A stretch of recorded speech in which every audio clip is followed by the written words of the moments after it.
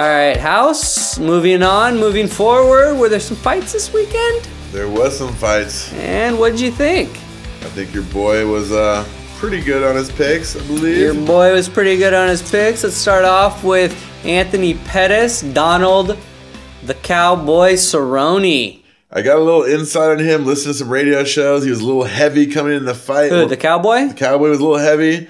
He said on the radio that the way he cuts weight is by drinking whiskey. Way to be a professional there, Cerrone. I like that, Cowboy, but you lost by TKO, body kick. Oh, he got kicked in the liver twice. Ooh, it's got to hurt. He did not like it. He was on the ground crying like a little girl. So we're not going to see him? You're not going to pick him ever again, are you? I said coming into this last week that he's a great fighter. He's been there forever, but he's on his way down now, and Pettis is on his way up. Pettis has already beaten the champion of that division. He came in and took a fight with somebody else when he had a guaranteed title shot and lost that fight. So he's going to come back. He's pissed. All right, we both picked Pettis, so we both won some money there. Mighty Mouse defeats John Dodson.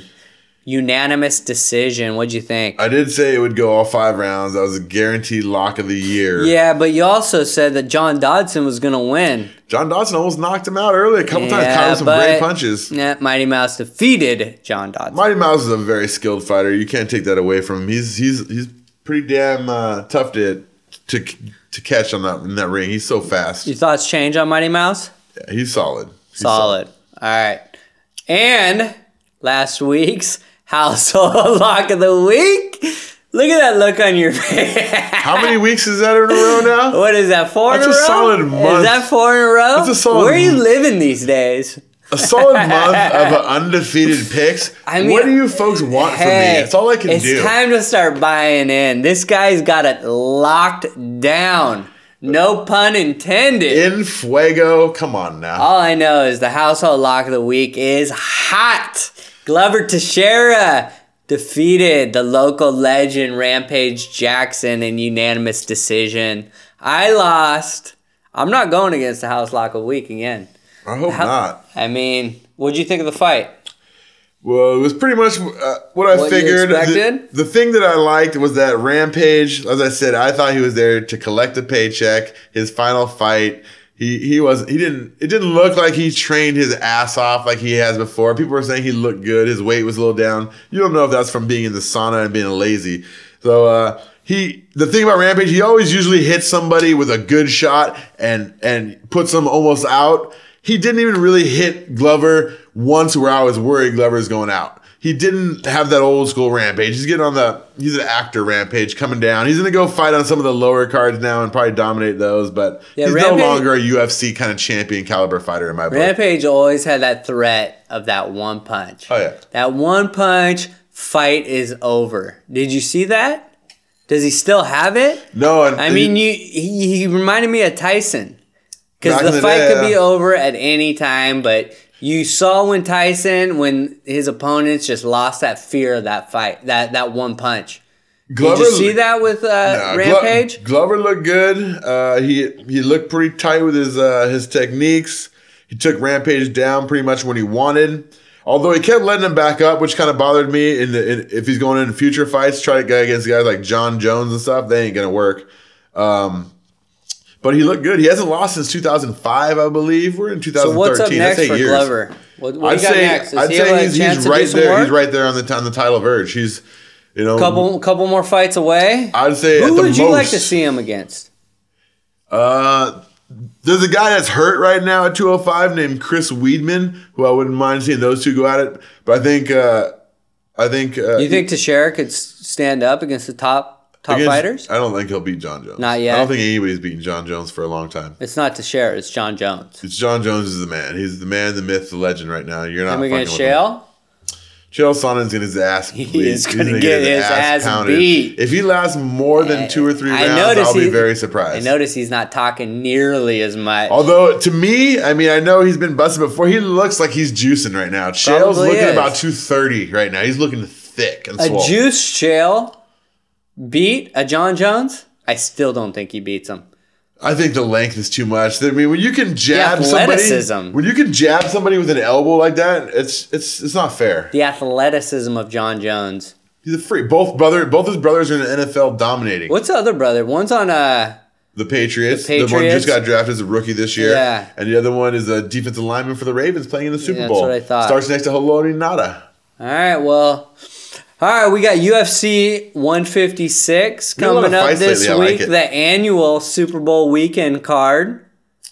Any thoughts on that? John Fitch, Demian Maia. David Maia and John Fitch. Any interest in that one? You know what? Fitch was one of the hottest fighters in the UFC like 2 years ago. He got a little injury, came back and fought one of the hottest fighters in the UFC and got KO'd real quick. But I still like Fitch. I think he's an all-around dominant fighter most of the time. Fighting against Demian Maia, who's a jiu-jitsu guy, more, I think I'm going to go with Fitch on this to regain a little momentum finally. He's had a couple tough fights. I think he's pissed off. I think he's going to win this one. He's a little bit of a favorite. Minus 175 in Vegas, 175 to win 100. Maia's plus 145. So I'm going to go with the favorite on this one, Fitch to ground and pound it. Probably a 3-round unanimous decision victory for him is what I would pick. I got Fitch too.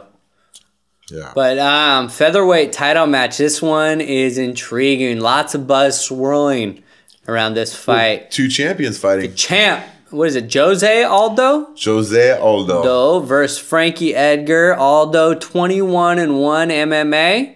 3-0 in the UFC. One of the most explosive strikers in the whole sport. This guy's a champion. He's a dominating striker. Okay, I mean he's explosive.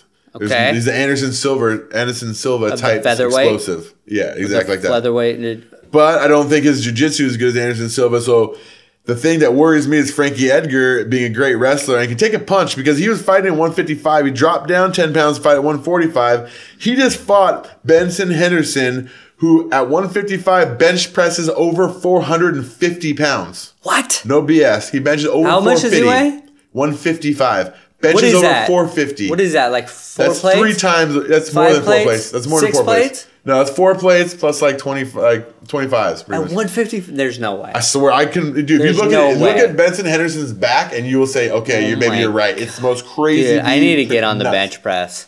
I need to step my game up. I'm embarrassing myself. No, yeah, but since I'm saying that Frankie Edgar is used to fighting those big guys that can punch even harder than who I think is a badass. Frankie Edgar gets caught and it's over.